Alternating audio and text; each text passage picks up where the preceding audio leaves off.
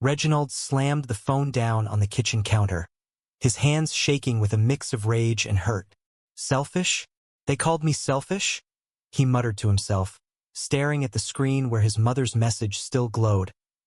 How can you not help your brother with his wedding? Family comes first, Reginaldander. It was the final straw in a lifetime of feeling like the outsider in his own home, all because he loved differently. In the bustling suburbs of Chicago, where manicured lawns hid family secrets, Reginald Thompson had built a life far from the judgmental eyes of his conservative parents. At 32, he was a successful graphic designer, engaged to his partner of 5 years, Jordan, a kind-hearted teacher who had become his anchor. But now, with his younger brother Mike's wedding approaching, the old wounds reopened. Mike, the golden child, straight and traditional, was marrying his high school sweetheart, Emily, in a lavish ceremony that the family expected everyone to rally around. Reginald had politely declined to contribute financially or help plan, citing his own upcoming commitment ceremony with Jordan. That decision ignited a firestorm. The call from his parents came that evening. Reginald were disappointed. His father, Robert, said sternly over the speakerphone, "Mike has always been there for you. Remember when he defended you in high school?" Reginald bit his tongue, recalling how Mike's defense was more about keeping up appearances than genuine support. His mother, Linda, chimed in, her voice laced with passive aggression. "It's selfish, honey. Weddings are about family unity. Your thing with Jordan can wait." The word thing stung like a slap. Reginald ended the call abruptly, his chest tight. Jordan found him pacing the living room later that night. "Hey, babe, talk to me?" Jordan said, wrapping his arms around Reginald from behind. At 30, Jordan was the epitome of calm, with his warm brown eyes and easy smile that always grounded Reginald. They had met at a community art event, bonding over shared passions for creativity and advocacy.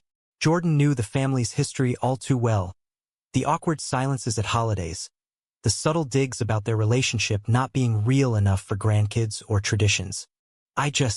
Why do they always make me the villain?"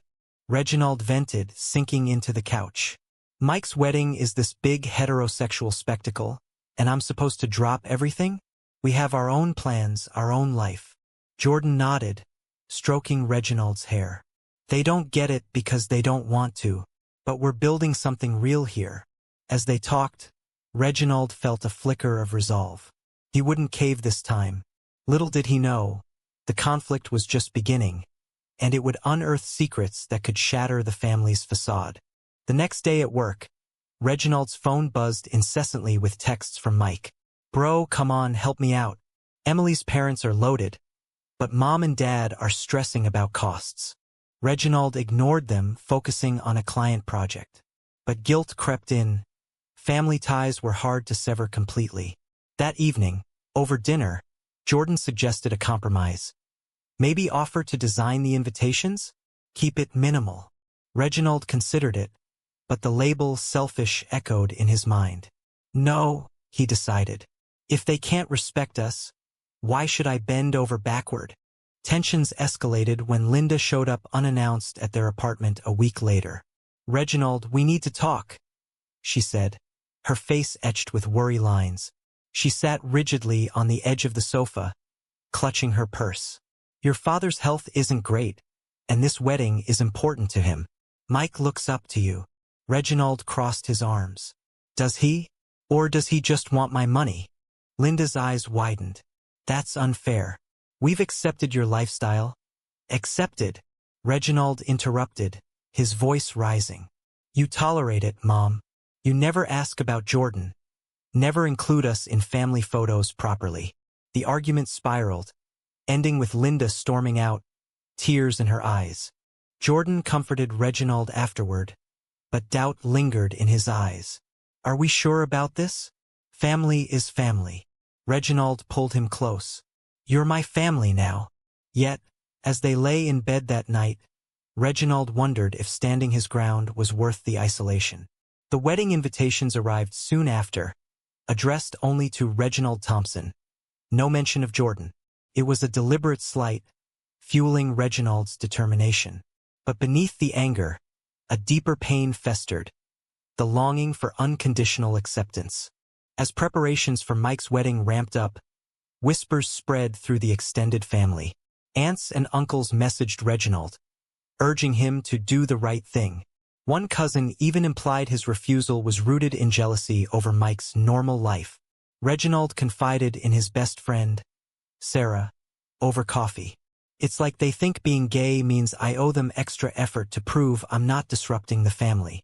Sarah, ever supportive, replied, "Screw that. You've given enough." Her words bolstered him, but the emotional toll mounted. Jordan, sensing Reginald's turmoil, planned a quiet weekend getaway to Michigan's lakeside. There, amid serene waters, they reaffirmed their love. "No matter what, we've got this," Jordan said, proposing a simple toast with cheap wine. Reginald smiled, feeling a rare peace. But upon returning, a bombshell email from Mike awaited. "If you're not helping, don't bother coming. We don't need the drama." Reginald's heart sank. Exclusion was the ultimate rejection. The rejection hit Reginald like a gut punch, but he masked it with defiance. "Fine, if that's how they want it," he told Jordan, crumpling the email printout. Yet, sleep evaded him that night, memories of childhood flashing. Playing catch with Mike, sharing secrets under blankets. How had they grown so apart? In the weeks leading to the wedding, Reginald threw himself into work and wedding plans for his own ceremony with Jordan. They chose a cozy venue in Wrigleyville, inviting close friends who celebrated their love without reservation. "This is what family should feel like," Jordan said as they sampled cakes. Reginald agreed, but the family's silence gnawed at him. No apologies, no outreach, just escalating judgment. Then came the family group chat explosion. Mike posted photos of wedding prep, tagging everyone but Reginald.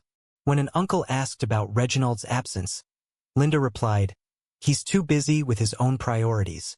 Selfish, really? Public shaming. Reginald's fingers hovered over the keyboard, tempted to unleash years of pent-up frustration. Instead, he left the chat, his pulse racing. Jordan urged caution. "Don't burn bridges yet. Maybe after the wedding, things cool down." But Reginald was done waiting. He reached out to Mike privately. "Why exclude me? Because I won't fund your party?" Mike's response was swift. "It's not about money. It's about support. You've always been distant since. You know." The implication was clear since coming out. Reginald fired back. "Distant? Or pushed away?" No reply came. Social conflicts intensified when Emily, Mike's fiancée, called Reginald. "I don't understand the tension," she said sweetly. "Mike misses you. Can't you just help a little?" Reginald detected the underlying plea for funds. Emily's family was contributing, but Mike wanted extravagance. "It's more than that," Reginald explained. "My relationship with Jordan isn't valued equally." Emily paused. "Well, it's different, isn't it? But family is family." Her words echoed the family's bias, fueling Reginald's resolve. At a support group for LGBTQ+ individuals, Reginald shared his story. "They call me selfish, but they've never supported my milestones." Fellow members nodded empathetically, sharing similar tales of familial rejection. One man advised, "Sometimes, boundaries are self-care, not selfishness." Inspired, Reginald decided to skip the wedding entirely, focusing on his happiness. But guilt resurfaced during a visit from his elderly grandmother, who adored both grandsons. "Why the fighting?" she asked, her frail voice trembling. Reginald explained gently, omitting details.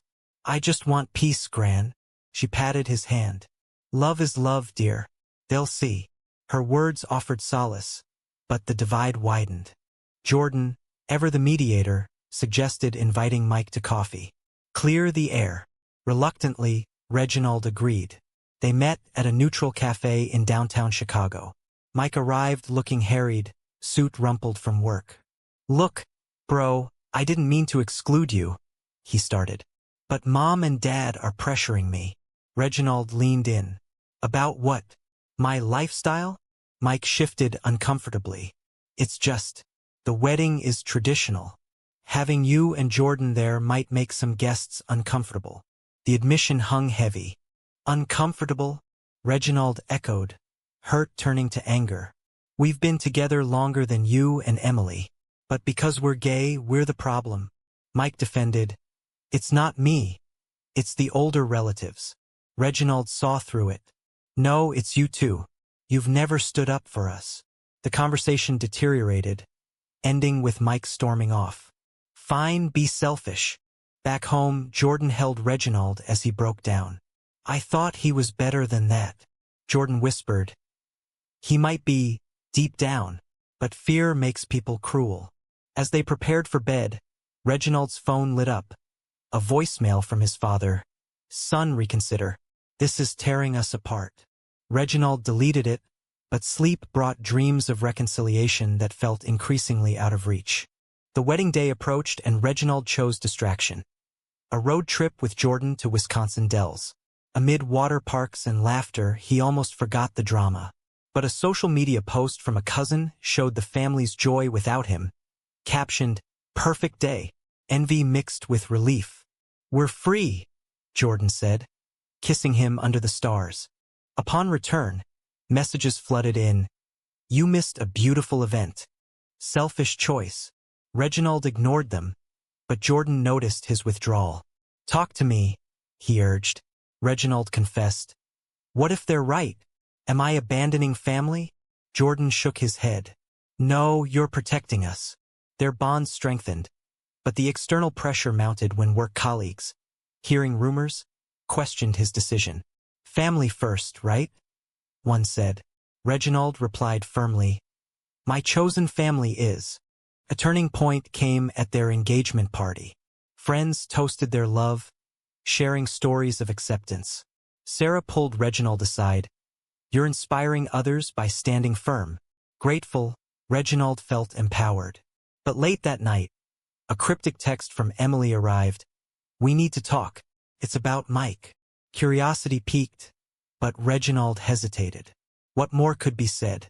Emily's text lingered in Reginald's mind. A nagging itch. What does she want? He asked Jordan over breakfast. Jordan shrugged. Maybe an olive branch? Skeptical, Reginald replied, agreeing to meet her at a park near her home. They sat on a bench overlooking Lake Michigan, the wind carrying hints of autumn. Emily, with her polished appearance, fidgeted. Reginald, I know things are tense, but Mike's struggling. Reginald raised an eyebrow. With what? The honeymoon? Emily sighed. No, financially. And emotionally. She revealed Mike had lost his job months ago, hiding it from everyone. The wedding extravagance was a facade to maintain image. Why tell me? Reginald asked. Emily confessed. Because you're family, and Mike's too proud to ask for help directly. Reginald felt a twinge of sympathy, but resentment bubbled. So, the selfish label was to guilt me into paying? Emily nodded reluctantly. Partly, but it's more. Your parents worry about you being alone. Reginald laughed bitterly. Alone? I have Jordan. Emily's eyes softened. They don't see it that way. The revelation sparked internal conflict. Should he help now, knowing the truth? Jordan advised against it. They manipulated you. But Reginald pondered family duty versus self-respect. That night, he dreamed of Mike as a kid, vulnerable. Social ripples continued. A family friend emailed Reginald, condemning his absence. In our community, we support each other. Reginald replied politely but firmly, highlighting hypocrisy. Support goes both ways. The exchange went viral in family circles, amplifying divisions. Jordan, sensing Reginald's wavering, organized a date night. At a cozy Italian restaurant, they discussed future dreams. Adoption, travel. This is our story, Jordan said. Reginald agreed, but Emily's words haunted him. What if Mike truly needed him? Deciding to confront, Reginald called Mike. Emily told me about the job. Silence. Then Mike's voice cracked. Yeah, it's bad. For the first time, vulnerability showed. I didn't want pity. Reginald softened. You don't have to hide. But the way you handled it, calling me selfish. Mike apologized haltingly. I was wrong. Scared. Hope flickered, but old hurts resurfaced. What about accepting Jordan and me? Mike hesitated. It's hard for Mom and Dad, Reginald pressed. And for you, Mike admitted. I guess I've been unfair. The call ended on a tentative note, but progress felt fragile.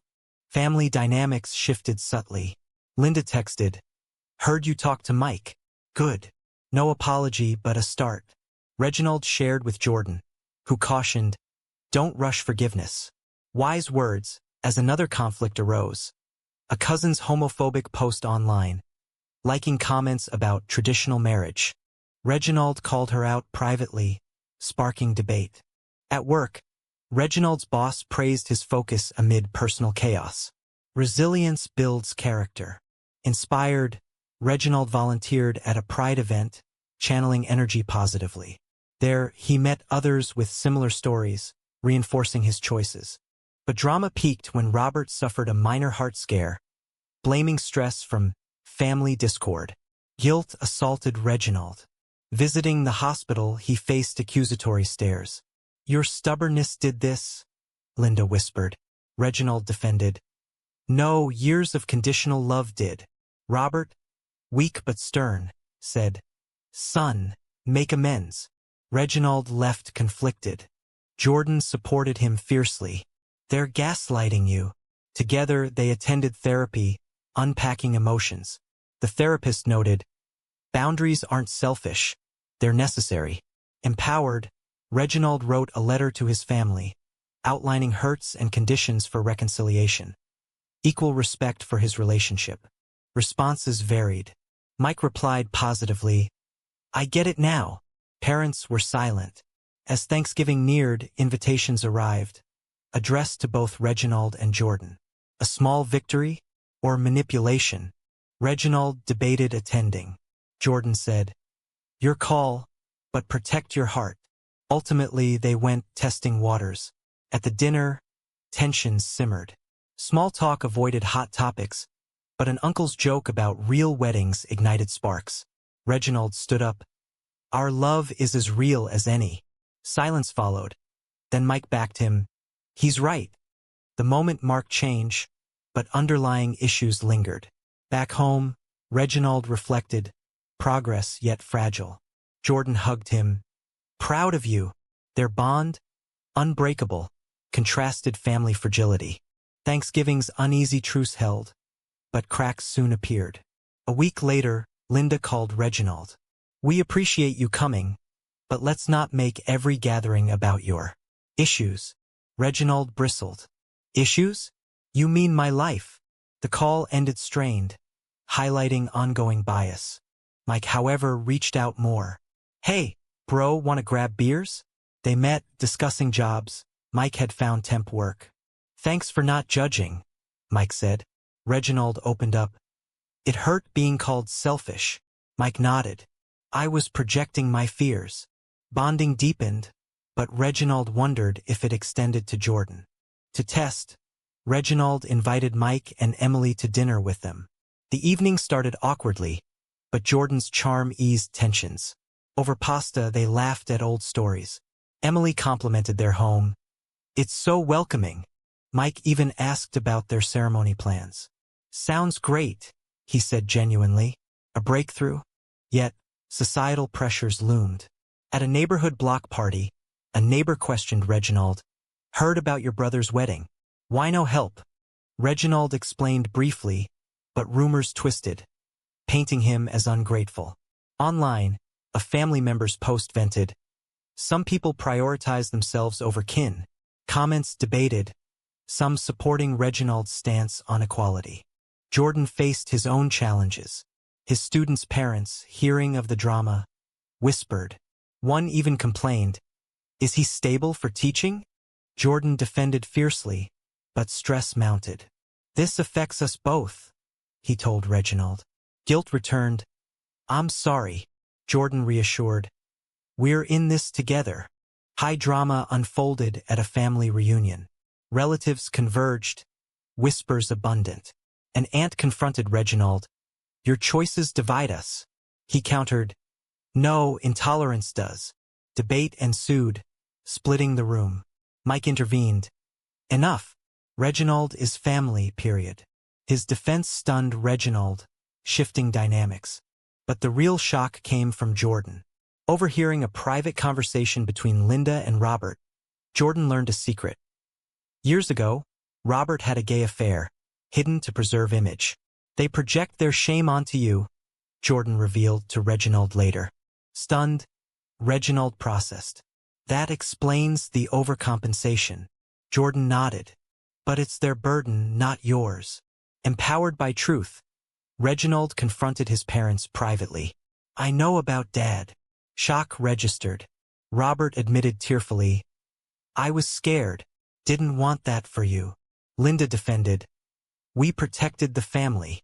Reginald replied. By hurting me? Emotions poured out, regrets, apologies. Healing began tentatively. Robert sought therapy. Linda joined support groups. Mike, learning the truth, grew closer to Reginald. I admire your courage, he said. As their ceremony approached, family involvement increased. Linda offered to bake cookies. Robert walked Reginald down the aisle symbolically. Acceptance bloomed, but not without stumbles. A relative's no-show, an awkward toast. On the day, surrounded by love, Reginald and Jordan exchanged vows. Through storms, you're my calm, Reginald said. Jordan replied, and you're my strength. Cheers erupted, family included. Post-ceremony, reflections hit. Had withholding help been right, or accelerated change? Reginald pondered as they honeymooned in California, walking hand in hand on beaches. Back home, life normalized. Mike confided, your stand opened my eyes. Bonds strengthened, but societal debates persisted. Friends argued over similar dilemmas. With vows exchanged, Reginald and Jordan settled into married life, their Chicago apartment now a haven of shared dreams. Family gatherings became less fraught, though undercurrents of past hurts occasionally surfaced. At a holiday dinner, Robert raised a glass. To new beginnings, Reginald clinked, sensing sincerity, but vigilance remained. Mike's life stabilized too. With Reginald's quiet advice, he landed a steady job. Thanks, bro, Mike said during a hike. Reginald smiled. That's what family's for, when it's mutual. Their relationship evolved, Mike attending pride events with Emily, educating himself. Yet external conflicts arose. A workplace policy change sparked debate among Reginald's colleagues about LGBTQ+ rights, mirroring his family saga. Standing firm matters, Reginald shared, inspiring others. Jordan, promoted at school, incorporated inclusivity lessons, drawing from their experiences. A pivotal moment came when Linda confessed fully, we were wrong to label you selfish. Fear drove us. Tears flowed as they hugged, bridging gaps. Robert added, I'm proud of you. Acceptance felt earned, not granted. But not all ties mended seamlessly. Some relatives distanced, uncomfortable with change. Reginald accepted it. We can't force growth. Jordan agreed, their partnership a model of resilience. As years passed, the story arcs within months, but emotions timeless. Highs and lows wove a tapestry of growth. Reginald reflected on choices. Refusing help sparked exposure, forcing confrontation. In quiet moments, doubts lingered. Had he been too harsh? Or necessary? Jordan reassured, you chose authenticity. The family's transformation inspired broader discussions. At a community panel, Reginald spoke, family isn't blood, it's respect. Applause followed, validating his journey. Yet, controversies persisted. A viral article about similar family rifts cited anonymized versions of his story, sparking online debates. Is withholding support selfish or self-preservation? Reginald and Jordan, now advocates, navigated it together. We've come far, Reginald said, watching sunset from their balcony. In the end, love prevailed, but questions remained. Was Reginald's initial refusal truly selfish, or a catalyst for essential change?